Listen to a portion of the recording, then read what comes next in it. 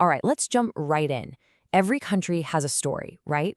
A story it tells itself about who it is and where it came from. But what happens when that story is built on, well, silence? Or when different groups are literally fighting over which version of history gets to be the official one? Today, we're exploring that fierce and really complicated battle for a nation's memory. And this really brings us to the heart of it all. It's a huge question. How does a nation remember a history it desperately wants to forget? Believe me, this is way more than just an academic thought experiment. The answer shapes a country's identity, its politics, its entire soul. So, to get a handle on this, we need to understand this key idea, the memoryscape. The best way to think about it is like a battlefield. It's not some quiet, dusty museum of the past. Nope. It's a dynamic, public arena where different, and often totally conflicting, stories about what happened are constantly clashing for control. Now, to see how this plays out in the real world, we're going to zoom in on a specific case study, post-communist Romania. It's a nation that was forced to confront a really traumatic and deeply contested part of its own history. Okay, so first, let's just lay out the undisputed historical facts. During World War II, Romania, led by a man named Marshal Ion Antonescu, was an ally of Nazi Germany, and the regime was directly responsible for one of the most brutal chapters of the Holocaust, right there on its own soil. So with such a clear historical record, you might think the process of remembering would be pretty straightforward. But it wasn't. After communism fell in 1989, Romania entered this period of what you could call national amnesia. And it sparked this incredibly fierce battle between historical fact and a newly resurgent and sometimes, frankly, toxic nationalism. And this timeline here really shows you how the stage was set for this conflict. For decades under communism, Romania's specific role in the Holocaust was just wiped from the record. The crimes were either ignored completely or just blamed on the Germans. So when communism collapsed, it left this huge vacuum that was filled almost overnight by a new kind of nationalism, one that was looking for heroes, not perpetrators. And if you want to see just how far this rewriting of history went, get this. In 1991, in the Romanian parliament itself, a member actually proposed a moment of silence for Marshal Antonescu, the very man who oversaw the massacre of hundreds of thousands. He was being framed not as a war criminal, but as a national hero. Just incredible. So this created these two completely opposing stories.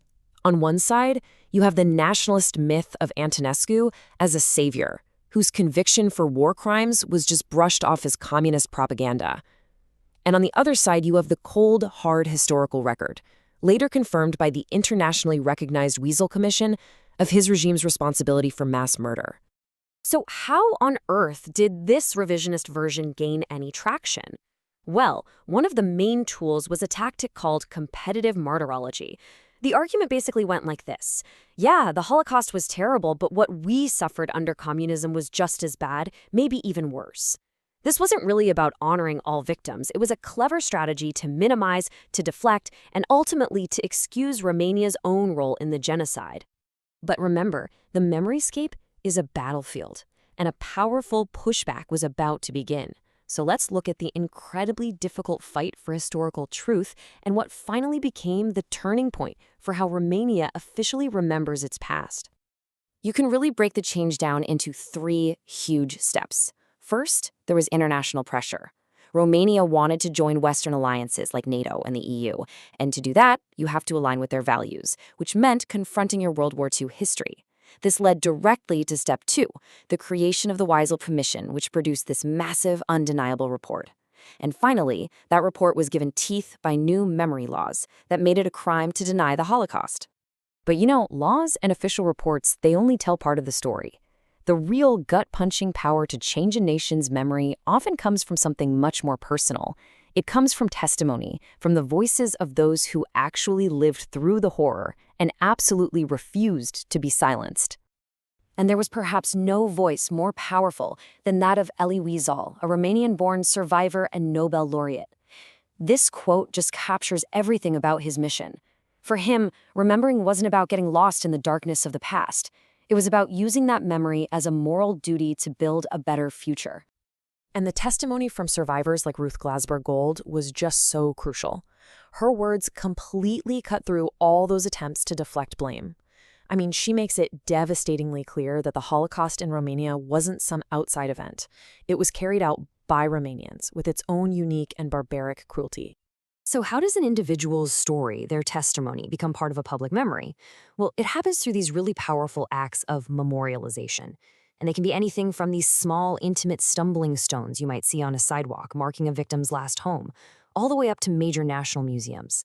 But the goal is always the same, to turn abstract history into a real, tangible, human experience that we can all connect with.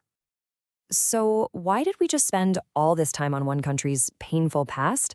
Because Romania's battle for yesterday actually holds a really powerful and universal lesson for every single one of us. At the end of the day, how a nation chooses to remember is never a done deal. It is an active, ongoing struggle that really defines what a country stands for today and what kind of future it's trying to build. This isn't just about what's in the history books, it's about the here and now. And that battle is far, far from over. The challenges today are just more subtle. It's not outright denial anymore, it's this deflective negationism. Saying, okay, it happened, but it was someone else's fault. It's using the classic outside enemy trope to stir up nationalist fear. And it's the dangerous game of confusing history by trying to turn perpetrators into martyrs. This quote from a student just says it all, doesn't it?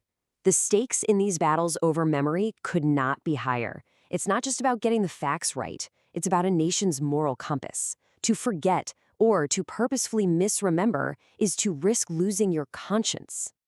And that leaves us with one last question to think about. Because this story isn't just about Romania. Every single country has its own contested memoryscape, its own battle for yesterday. So the real question for all of us is this. What parts of our own history are still being fought over, right now? And on which side of that battle do we stand?